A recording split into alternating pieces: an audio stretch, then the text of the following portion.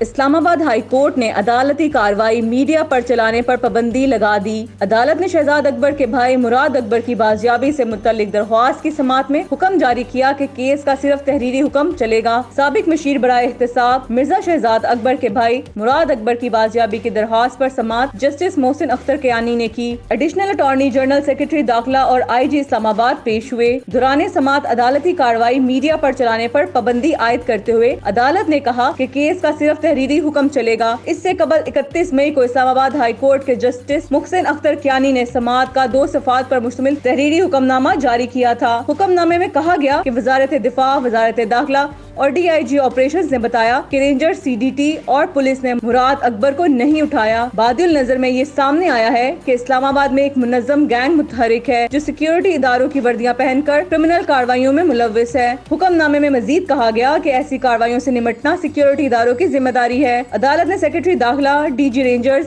اور آئی جی اسلام آباد کو پیر 5 جون کو ذاتی حیثیت میں پیش ہونے کا حکم دیتے ہوئے کہا کہ جعل سازوں کے خلاف الگ سے مقدمہ درج کر کے کاپی عدالت میں جمع کرائیں۔ شالیمار پولیس نے سابق مشیر برائے احتساب مرزا شہزاد اکبر کے بھائی کے اغوا کا مقدمہ ان کے بیٹے کی مدعیت میں 1 جون کو پولیس افسران اور رینجرز اہلکار کے خلاف درج کیا تھا۔ ایف آئی آر کے متن کے مطابق مرزا مراد اکبر کو 28 مئی کو ان کے گھر سے اغوا کیا گیا۔ Islamabad police, rangers, anti terror squad کی وردی پہنے افراد نے اغوا کیا۔ اغوا کاروں میں سول کپڑوں میں بھی لوگ شامل تھے۔ پولیس آفیشل اور سول کپڑوں میں ملبوس افراد ملازمین کو ہراساں کرتے رہے۔